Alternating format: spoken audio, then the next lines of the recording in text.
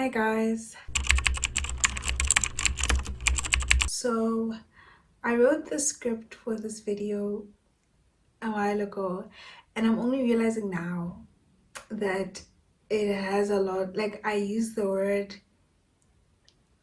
a lot and I don't think I can say that on YouTube.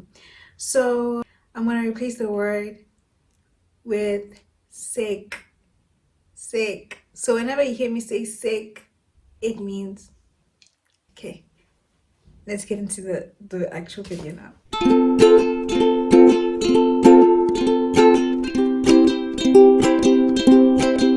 Sex positivity or the sex positive movement is a movement that began in the 1960s in response to the demoralization of premarital sex and the lack of access to contraceptives for women. Today, sex positivity describes one's attitude towards sex as opposed to sexual behavior. Freelance journalist Abby Moss, who specializes in sex, relationships, and feminism, states a sex positive attitude is one that views sex as normal and healthy and nothing to be ashamed of. It encourages open and honest communication about sex and better sex education that is inclusive of all gender identities and sexualities. Stay with me. She continues to say that being sex positive does not mean that you have to be sexually adventurous or even that you have to have sex at all. Sexologist and feminist author Gigi Engel explains that being sex positive simply means recognizing sexuality as a fundamental human behavior, as fundamental as eating or sleeping. So, from these descriptions of sex positivity, it is clear that the fundamental purpose of sex positivity or the sex positive movement is good in nature, potentially alleviating any shame associated with sex or sexual expression, and could help people form healthier sexual relationships with themselves and the people around them. Now, for a very long time, I used to think that the terms sex positivity and sexual liberation were similar but completely different concepts nonetheless. However, I was wrong. They are the exact same thing. However, I do feel like the term sex positivity is used more than the term sexual liberation, possibly because people feel like it characterizes the sentiment of the sex positive movement more than the other term. Though the two terms mean the same thing, I feel like people do not have the same understanding for the term sex positivity as they do for the term sexual liberation. I feel like people don't understand the term sexual liberation as a concept that promotes sexual acceptance for all people. Sexual liberation, though it does encourage sexual acceptance for all, I feel it is more credited towards creating the hypersexual environment we see today on social media and sometimes in real life, because of encouraging people, mostly women, to not feel ashamed of their sexual expression and sexual activity. Now, this isn't what I want to necessarily talk about today. Today, I want to talk about the kids, the youth of today, and how this understanding of sexual liberation has affected their understanding and their approach to sexual expression.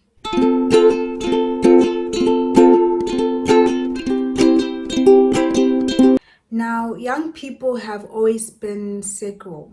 There is nothing unnatural about that. As a young person goes through adolescence, they undergo a process called puberty, a fun experience where a young person undergoes reproductive sexual maturity, which results in an increase in sex drive due to increased estrogen levels for women and testosterone levels for men.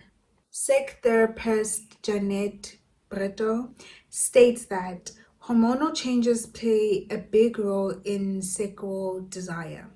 For young people, hormonal surges caused by puberty can trigger feelings of sexual desire for the first time. My point is, young people are, and there's nothing wrong with that. There is nothing scandalous about that, and there should not be any shame associated or attached to that fact. I'm not gonna sit here and say sick plus kids equals bad, because that's not going to add any value to the conversation we're trying to have. And in my opinion, suppression of one's sexual urges does more harm than good. I feel like the best way young people can navigate their sexual curiosity is through education and openness with the adults or the parents in their lives. However, I do feel like the approach that young people have towards sexual expression nowadays is very concerning, especially in this age of social media. Young people, teenagers more specifically, don't seem to know the difference between sexual expression or sexual exploration and being sexualized or sexualizing themselves. The way young kids, and for today's discussion, when I say young kids, I'm referring to teenagers, kids. The way kids sexualize themselves nowadays is very scary. And initially, I felt inclined to condemn them from their actions, say stuff like, yeah, stop sexualizing yourself, stop, you know what you're doing by posing like that. You're gonna regret it in the future. Basically putting the blame on the children. Until I quickly began to ask myself the question, why? Why are young people so comfortable with sexualizing themselves? Why is this phenomenon of young people sexualizing themselves becoming more and more common? Why is this the new way of sexual expression or sexual exploration? And I quickly came to the answer, which is adults and media.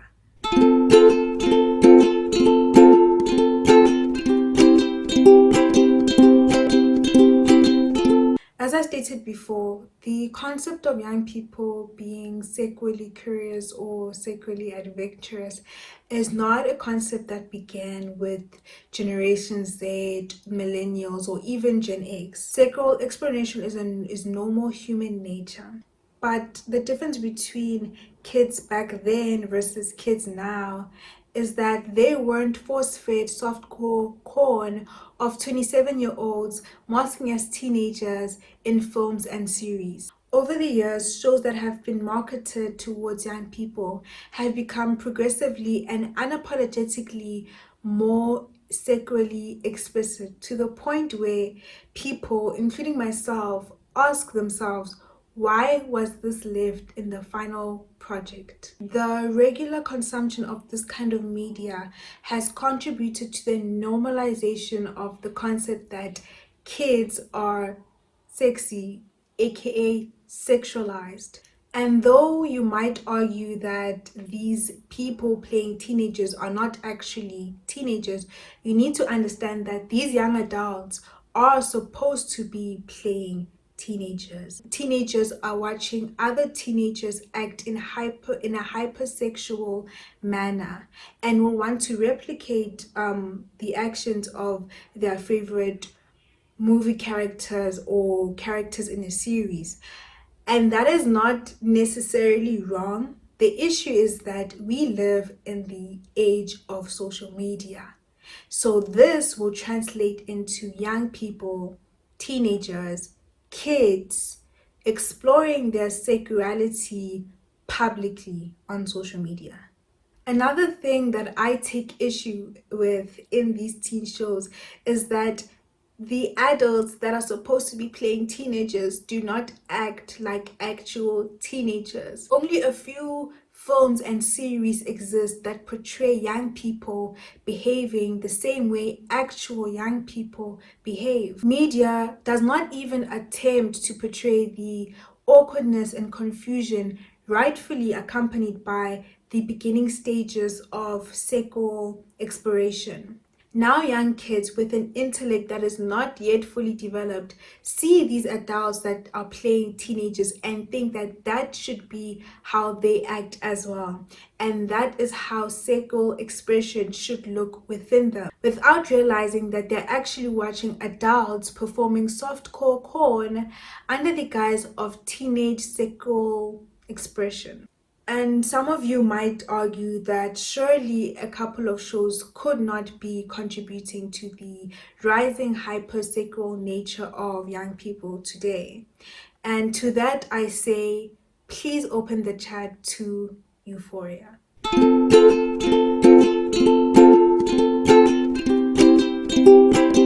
I feel like a lot of people do not understand the influence that Euphoria had or has had on young people. And I say this as a former teenager who was heavily influenced by that show.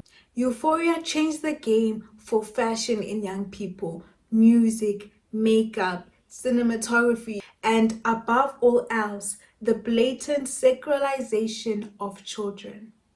And I sometimes ask myself how that show was so popular given how much it sacralizes children, until I realize it's probably so popular because of how much it sacralizes children. Now, I'm not going to blame Euphoria for the rising hypersexual nature of young people nowadays, because it is a result of an accumulation of the consumption of sexual media over the years. However, I blame Euphoria for the hypersexual nature of youth nowadays. Hear me out. I truly believe that Euphoria is a show for the youth, despite the claims of the creators stating that it was made for adults. There is no way any adult in their right mind will watch Euphoria and not feel uncomfortable. And I will die on that hill. And not only is it a show for the youth, it has been one of the most popular shows, teen shows of recent years.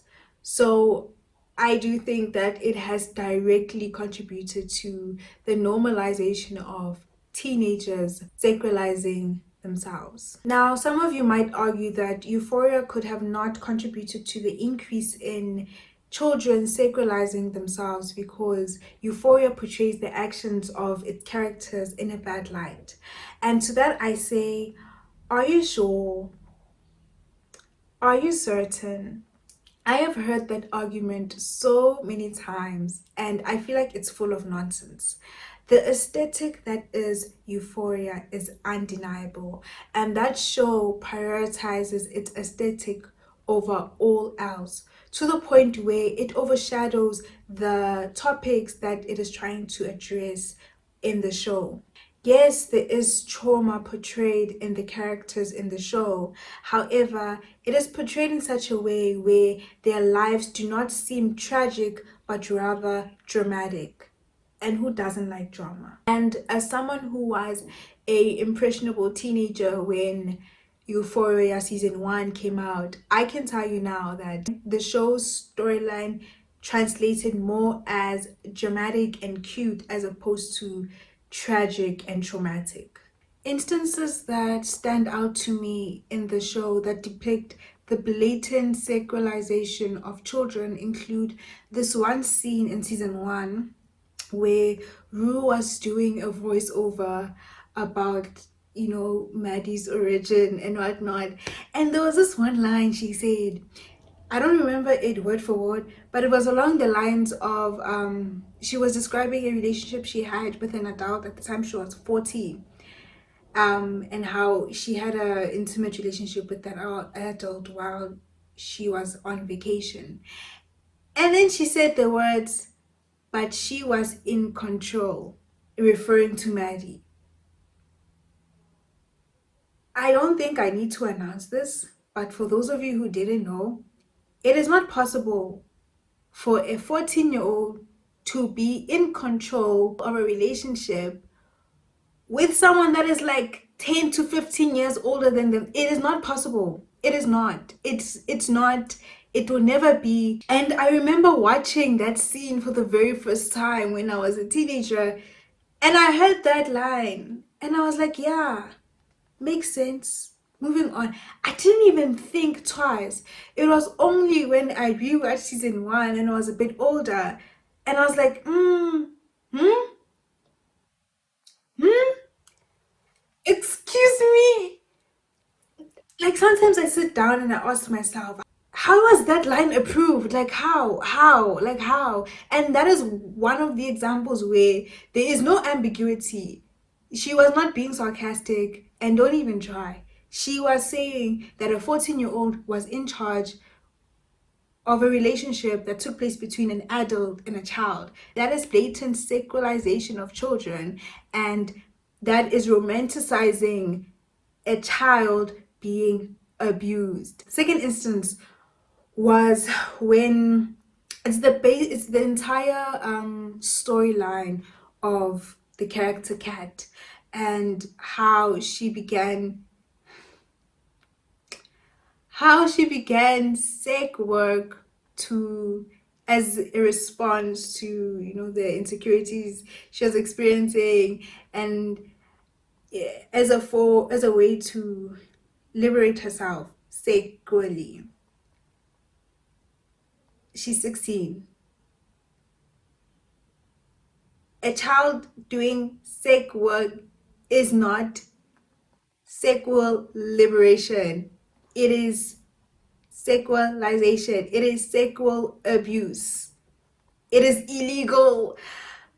And a lot of people will be like, no, they shouldn't have bad lied. But let me tell you, as a teenager back then, when it came out, it did not look like it's a bad thing. It was not portrayed as though it is a bad thing. I remember vividly watching, experiencing, and receiving that storyline and thinking, yes, girl, you go, girl, you dominate those weird internet men. It only took me just going up like 2 years later, I rewatched the season and I was like, wait a minute, she's 16. This is not empowering. This is abuse.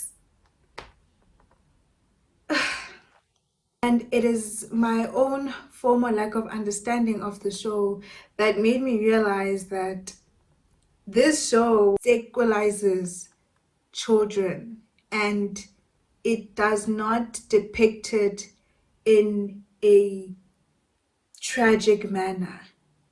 The only person whose storyline is close to tragic is Ruse. And even then, I could argue that it is more dramatic than it is tragic.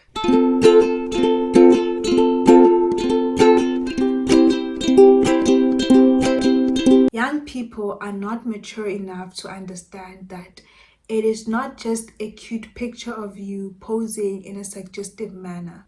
It is a picture of you, a child, on a public platform that can be taken out of context, saved, and distributed by the degenerates of the world. You are not just taking a naked photo of yourself or a pic of yourself while you're under the age of 18. You are producing child pornography. And it is not just casual sex. There is a level of intimacy that comes with sexual interactions, regardless of whether or not people want to admit it.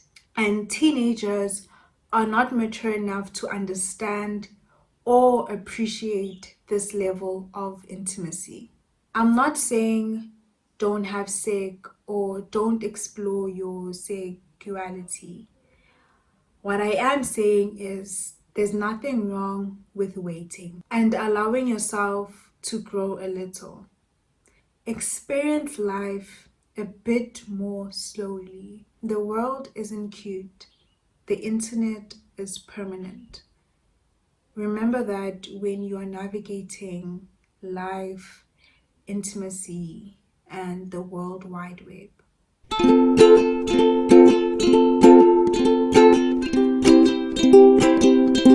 Hi guys. I don't have much to say other than I hope you enjoyed the video. And any live update? Okay, if anyone knows a good gel that I can use, please tell me because I use this other gel. I've got the name, but it's blue. And they even use it in salons, but whenever I use it on my hair, it doesn't hold for longer than 30 minutes, which is very annoying. Um, I have 4C afro hair, so my hair is very, I don't know, it just if anyone knows a gel that like actually works on 4C hair, please let me know because I can't live like this. I just want to have my edges and look cute. Outfit check. Let me show you guys. I am giving English teacher vibes. Just look at me. I feel like I look so cute. I wanted I don't know if I would wear this out, but I really like the top and I wanted to go for a very pink vibe today. I'm even wearing some blush. But yeah. Unfortunately I couldn't wear the glasses because they look funny. But yeah. And then shoes wise, I would wear these.